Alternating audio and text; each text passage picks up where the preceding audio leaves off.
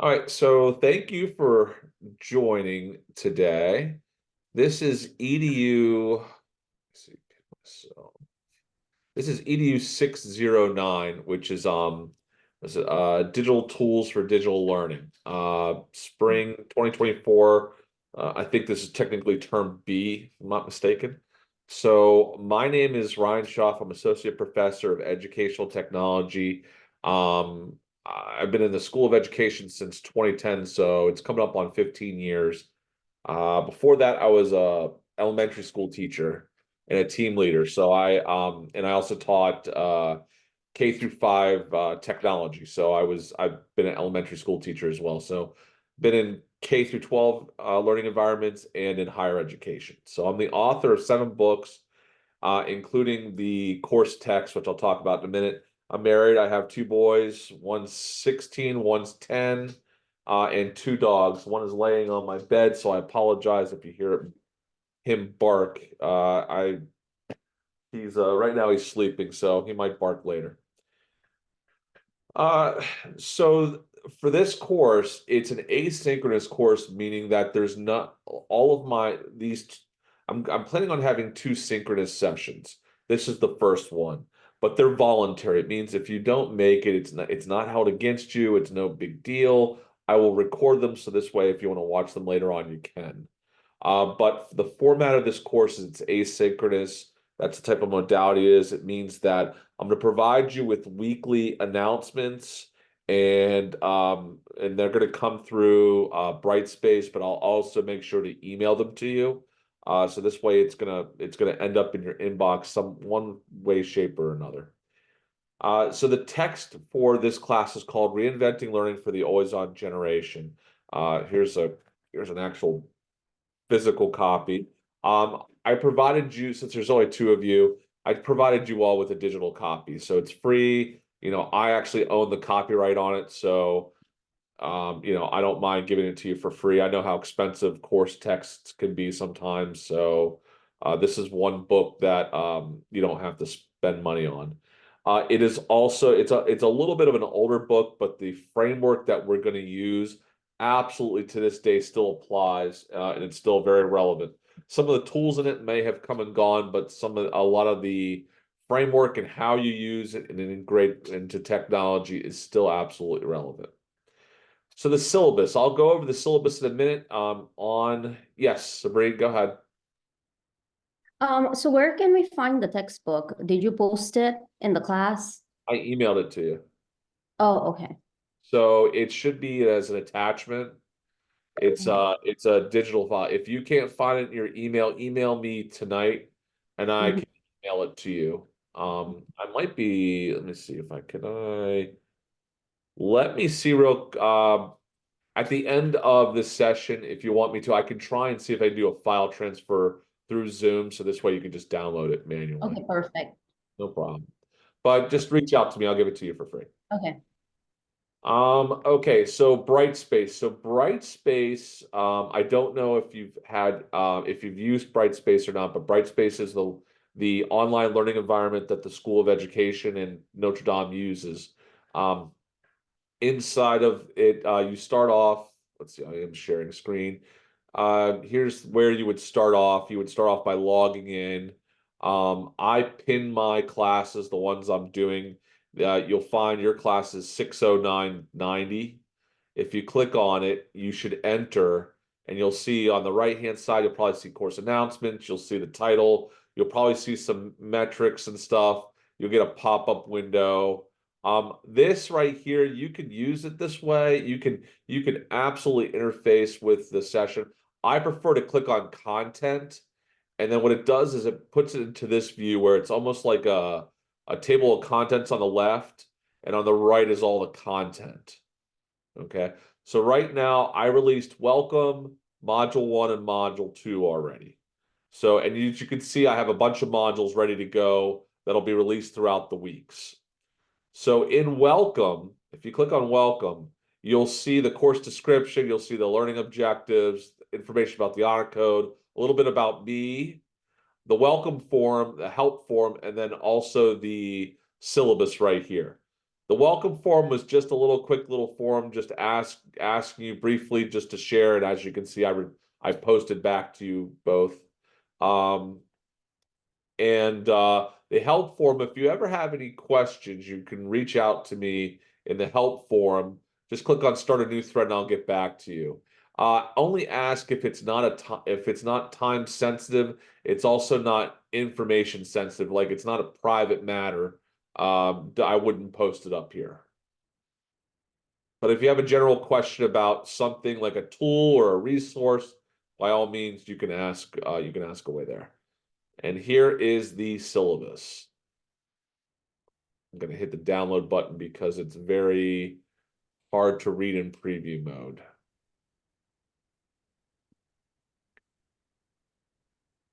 Here we go. I'm just going to run through the major components because I'll go over some of the other stuff in the presentation. So the course started on the 18th and it runs until May 11th. Here's my contact information. If you email, I'll get back to you within the day. You can try and call me, but I'll tell you what, I'll probably get back to you just as fast as you email me. Mhm. You can text me, just start by saying what your name is. A lot of people will start texting me like we're old friends and I don't know who they are. They don't introduce themselves to me. So there is an optional book. I make it optional because it costs money. Now, this is a book I don't own, but A Teacher's Guide to Tech. It has hundreds and hundreds of digital tools and resources that you might find interesting that might help you with the class as you develop all of your as you create your assignments. It's I don't own this one. It's a small book that is self-published by Jennifer Gonzalez. She hosts a site called the Cult of Pedagogy, which is a big online presence for learning how to use technology, educational reform, bright ideas in education, stuff like that. So if you want to, again, this is optional. I'm not going to read all that information about the objectives, the course structure. I mentioned it's 100% asynchronous, except for these little voluntary sessions that I will share with you. I do accept late work. However, I do reduce the grade by one. So I accept it up to a week late.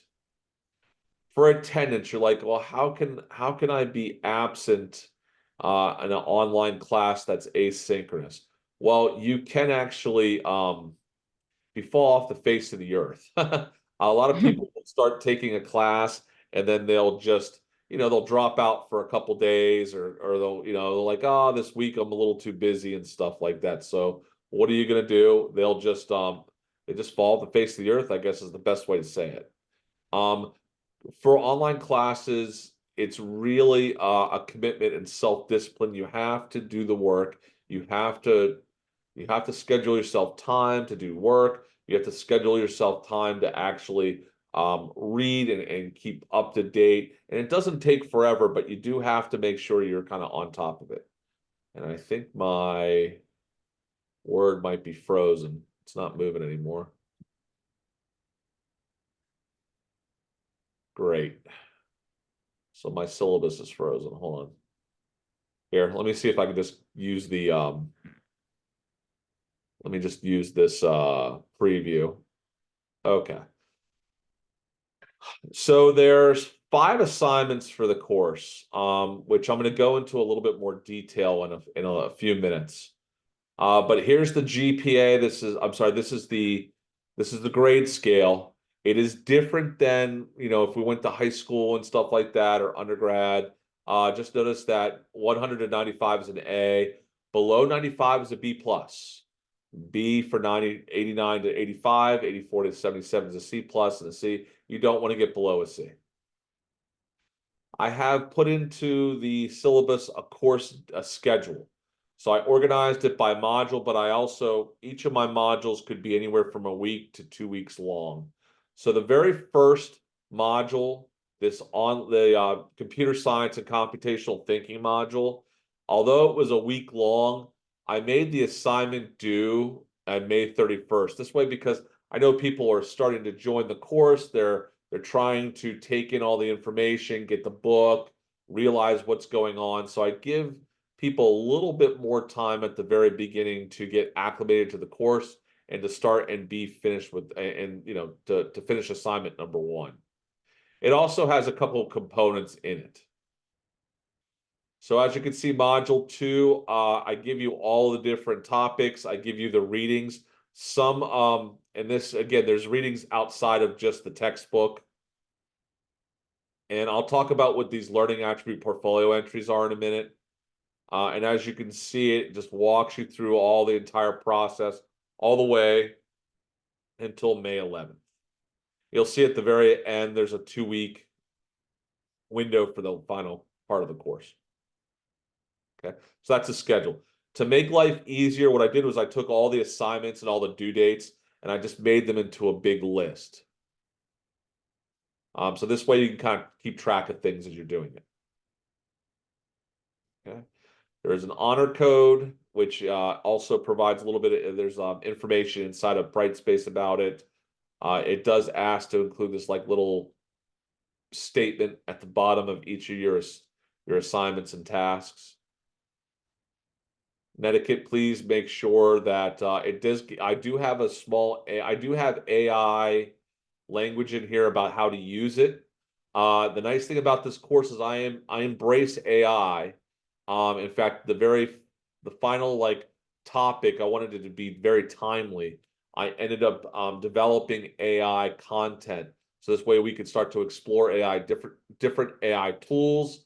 We can explore how to use them for teacher productivity, how to use them for instructional matters, and also to come up with think about policy and how we can guide our students through this new age of these new AI tools. If you need to reach out to disability support, there's the information on how to reach out to them. E-portfolio. This course does have e-portfolio components. Do you have an e-portfolio, Sabrine? Yeah, I do have chalk and wire, right? Yep. Yeah, I have that. There's going to be an assignment or two that it's not mandatory. I'll probably have you turn it into Brightspace and chalk and wire. I'll let you know when that comes. Okay. So don't worry about it yet. Okay. And the only reason I'm doing this, I'm starting to capture data on courses like this.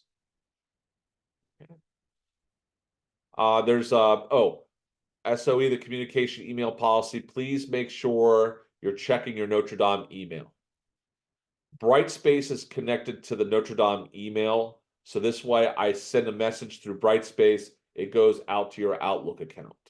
I also make sure that the announcements and all that, it'll go through Brightspace, but it also goes to your Outlook account. If you email me with like a school account or a Gmail account, I'll absolutely answer you. I'm not going to be rude. It's just what happens is I have to require you to check your Notre Dame account at least once every day.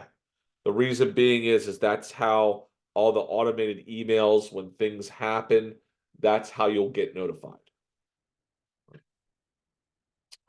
So that's kind of like the big, those are the big policies associated with the syllabus.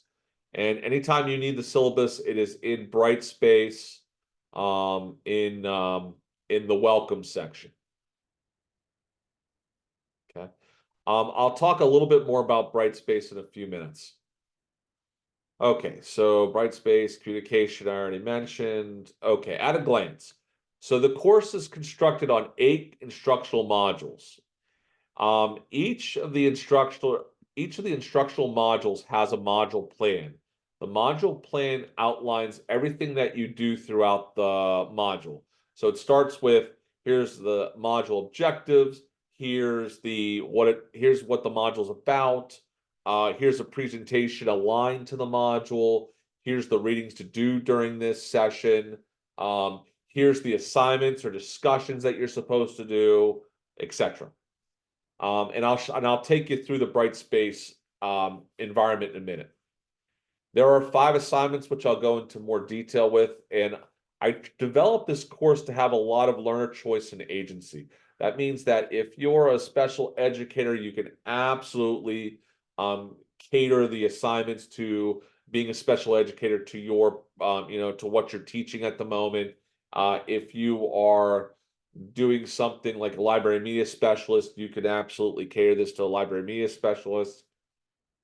If you're a classroom teacher, you can do that as well. So it's very flexible. So that way you find some relevance. Okay, so at a glance, here are the big course topics and themes. So the ISTE standards for educators, you're going to learn about the technology standards associated with integrating technology into instruction. We're going to take a look at professional learning and growth. You got, the very first thing out of the top is you're learning about computational thinking, computer science, creating a screencast, doing online discussions. All of these are kind of related to really good practices in technology. We're going to talk about finding, evaluating digital tools and resources. That's kind of like the name of the game for this course. Not only I'm going to help you find and evaluate them, but I'm also going to help you to integrate technology and digital tools into instruction. Okay. Why we're here is this now learning attributes for the digital generations is aligned to the textbook. Just a little bit of a background on this. The textbook has 9 core learning attributes of the digital generations. These are kind of the learning preferences of today's digital youth. And what it does, and what I've done is I'm helping you to create digital learning experiences for the students that kind of aligns to these different learning preferences. I'll show you inside of Brightspace. There's computer science and computational thinking. We started with that on the very first week because it's a really good introduction to really important hot topics in educational technology. People are really interested in computational thinking, which if you did the module, you realize what it is at this point. Also, for computational thinking, there's computer science, there's programming, there's coding. That's all kind of built into that very first module. Screencasting, I get you to use other tools so this way you can get used to describing what you're doing online collaboration, digital instruction and pedagogy, how to teach online, how to teach in digital learning environments, and then the Assure model, which is an instructional design model, which I'll show you later on. So that's kind of it in a nutshell when it comes to just at a glance, the big topics in here. So let me go ahead and switch back to Brightspace and show you exactly what you have, some of the environments in here, okay? So as you can see, I'm just going to go into module 1 since that's what we did last time. And as you can see, there's a module 1 plan. If you click on it, it gives you all of the information of what you do throughout module 1. It includes links, it includes directions, it includes all the information that you need to be successful. Okay, so I'm going to go back into module 1, and then you'll see the readings, the resources. Here's the very first presentation, the introduction to computational thinking. I include videos and other resources in here for you. Here's some readings, more content. Here's directions on how to do screencasts. Here's Tinkercad if you want to actually design stuff on design graphics and visuals online. And then here is the very first assignment. It's actually a discussion topic. If you click on it, then you can answer it. So, the directions for screencast, if you go to the previous page, when I was clicking on it, the YouTube link said it was broken.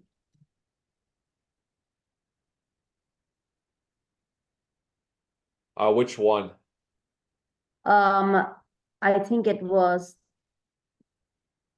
the first one. I'm not sure. I clicked on it. Screencastify? Yeah.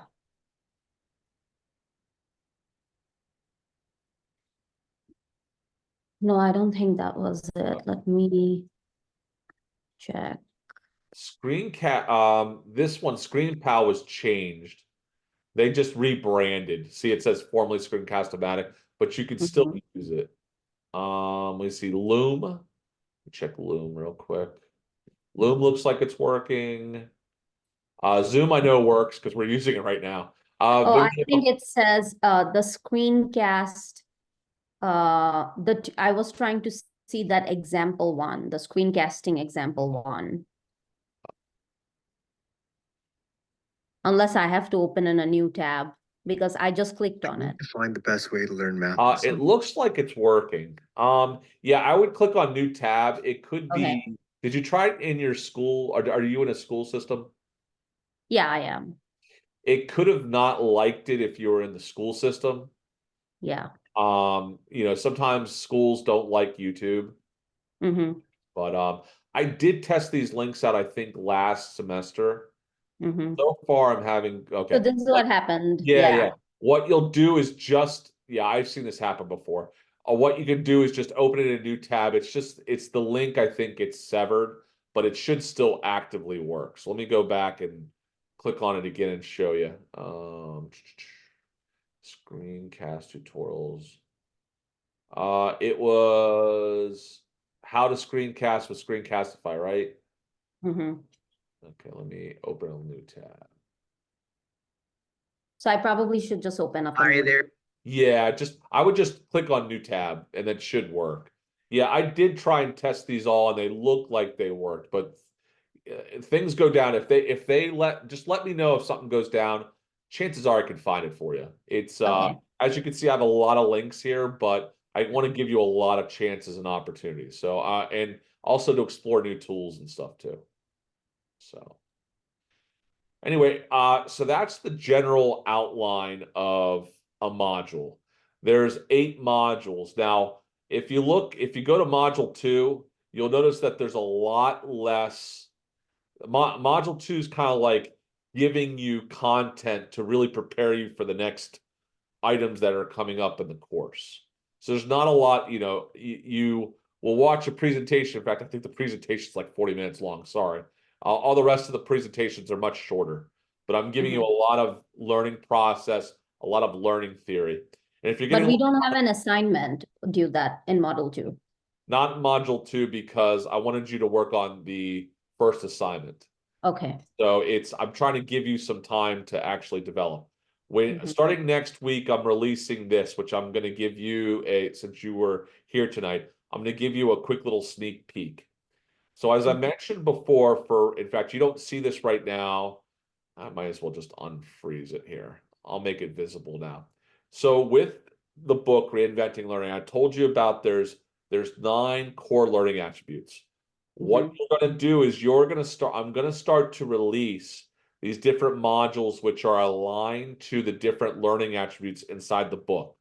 For instance, module 3 talks about the need for speed, which is actually, it really talks about how the digital learners prefer learning that is hyperlinked, that is connected to internet resources. So what you're going to do is you are going to create, in fact, let me go. I have a better explanation here on let's see, two.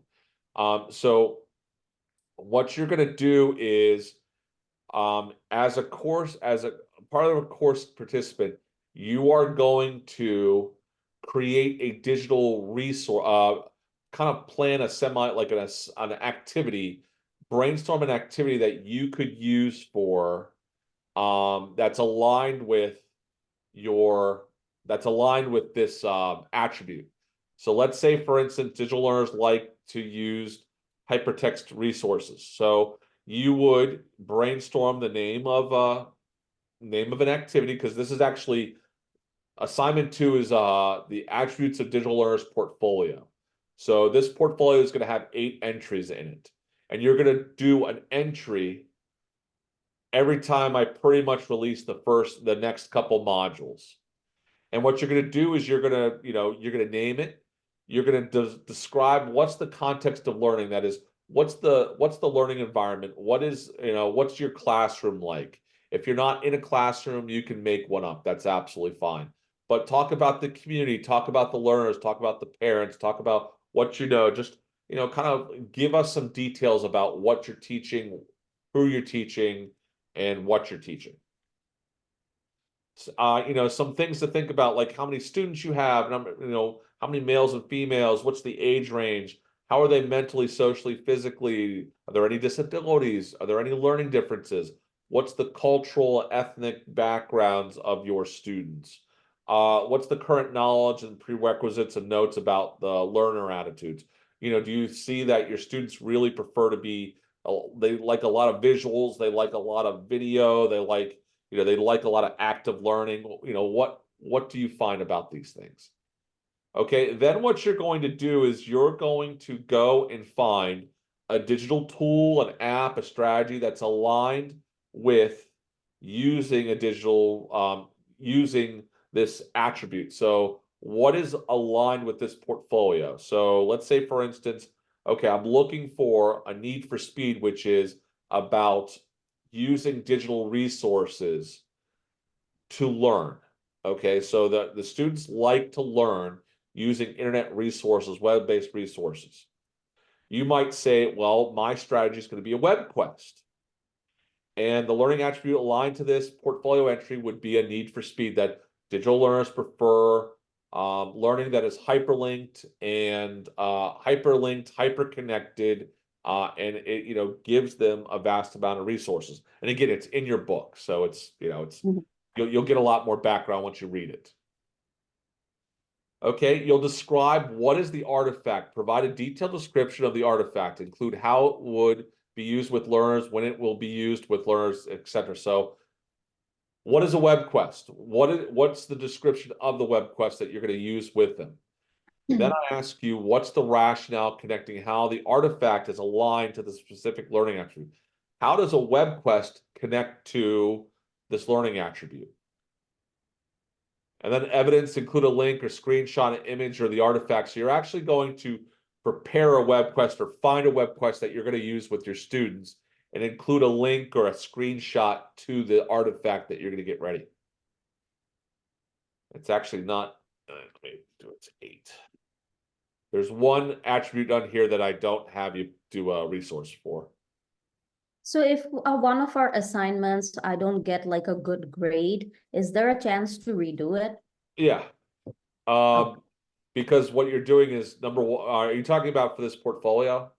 Yeah, this or, you know, assignment 1 where I'm doing a screencast and it's horrible because I don't know how to do it. Yeah, So yeah, you can, you know, it's I'm looking for how you're learning with it and using it. I'm not expecting to be Steven Spielberg on stuff. So I did go to module 1, and in Brightspace, I saw yours look a little different. If you go to module 1, after, you know, where you were sharing all the Tinkercad and things like that, like if you go all the way to the bottom. So see the assignment 1 part where it's the assignment 1, I can't see that. I only have until like the Tinkercad part. So I kind of refreshed it to see whether it's not like, whether it's just my computer, but seems like it's just not. It's like I can't go down, like it's only up till the Tinkercad. So I can't see that. Really? It's open. It says it's open and ready. What happened is I can hide it like this. Yeah, and then maybe make it visible again. Yeah. Try so hit the refresh button. I'm gonna reload. No, I don't know if I can share my screen, but you can. Hold on. I can allow it. Hold on. Let's see. Go ahead. Okay. Do you see it? It's coming up. Yeah, I see it. Keep going. So no, I can't see. Yeah, well, that's weird. It's only module 1 and I can't go any. Yeah. What the heck? Okay, let me do this. Hold on. Just with you and me right now. Let's do this. Let me see. Let me edit the properties in here.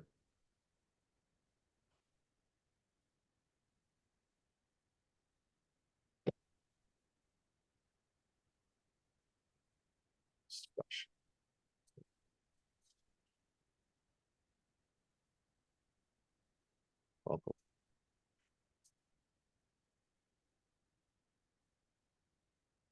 Maybe that's why I was kind of emailing you, because I couldn't see it and I was like, well, I'm not really sure. Yeah. Um, Let's see, new forum.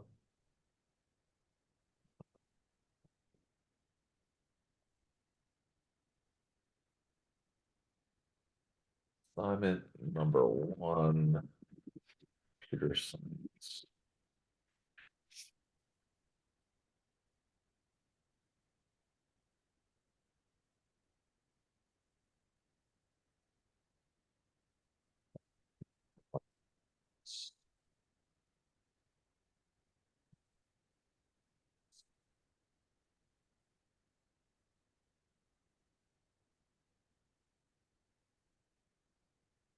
Trying to remember how to link this. Content.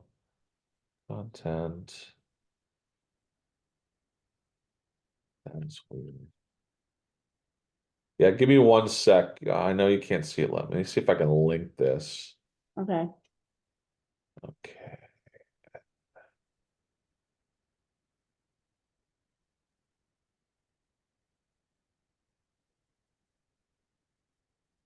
Oh,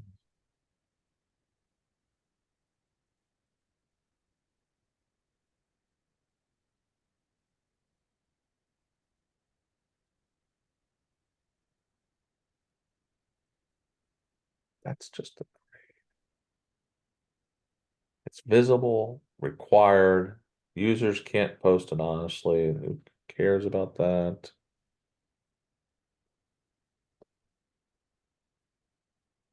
Oh.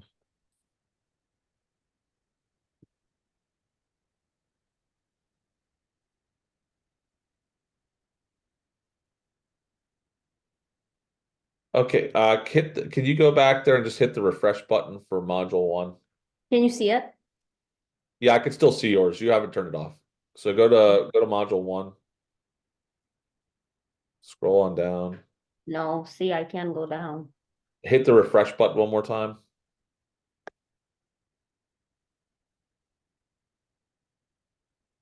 That is totally peculiar. Yeah. Okay, hold on. Let me see if I can just recreate this thing from scratch, Okay.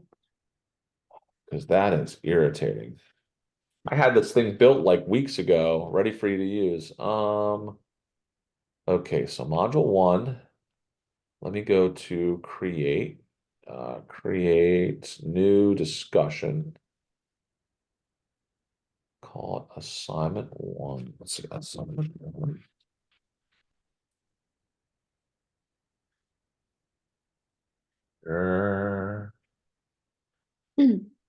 Computation. Okay, computational thinking.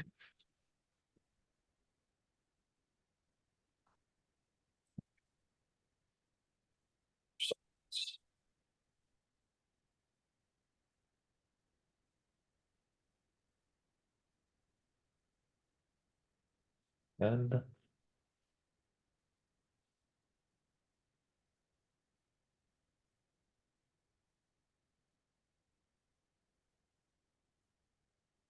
always available, no settings apply. Okay, save and close.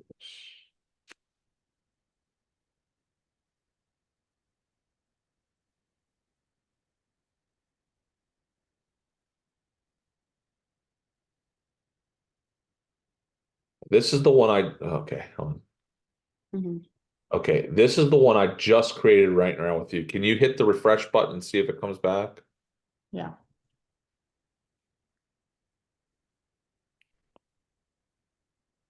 No. Maybe I can log out and log back in. Let me see if That's that. probably not going to do any good for you. Why can't you see that? That's okay, that is weird Mm-hmm. because I see it as clear as day and it's available, it's visible, everybody should be able to see it. Go do me a favor. Yeah, when you go back in, can you do me a favor and go to yeah. Can you go before you go back into the content, can you go to activities? Go into discussions. There's the welcome. Keep going. Scroll all the way down the bottom. What is going on? So everything is there except that, I guess, but I can go to assignments. And when I go to assignments, it's just techno due April 24. That's all we have. No, that's just the dates I created. Then that's okay, except for the dates are off too. And see, like it says I completed everything, whereas I didn't because I can't even see it. So, and now again, I'm gonna scroll down and it's just not going. That's the end of the page.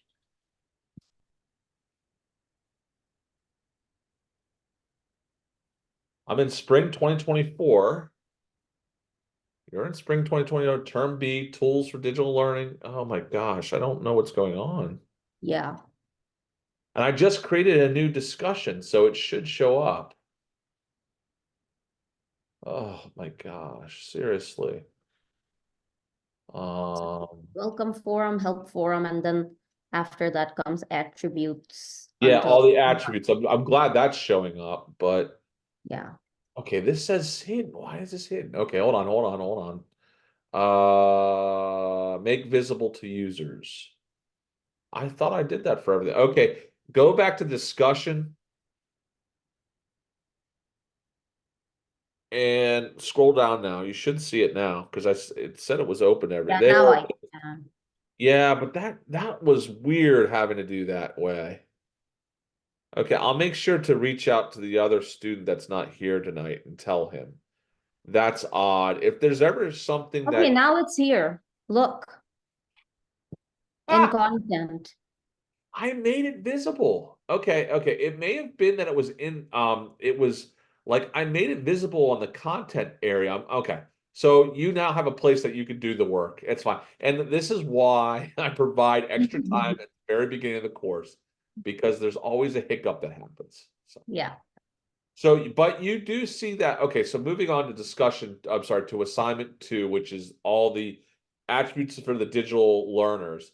That I see is open and it's there, so you should be fine. I also just released this info. Yeah, let me hit the share screen so you know what I'm talking about. Okay. So if I go back to it's easier just to see it at content. I've Mhm. placed all of the content for the portfolio right here. So this way you can see it all. So in Mhm. here are detailed instructions on what to do for the directions, like, and it keeps on saying it's 9, it's actually 8.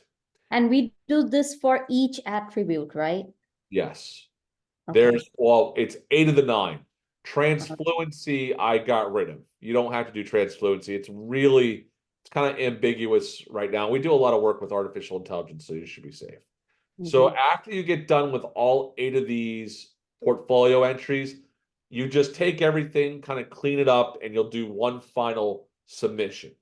Okay. So you'll take it's just revising, improving, cleaning it up, and then packaging it. You could use Google Docs, you could use a PowerPoint, you could use really whatever you want just to kind of make it into a kind of a portfolio. So this is a really big aspect of the course. Mhm. Okay. And as you can see, all these modules will be opened up, but all of your assignments, all of the portfolios are right here. They're all in the attributes of digital learners portfolio. They're all going to be in this section. I also, if you're like, I don't have any good ideas, I also provided choice boards with links.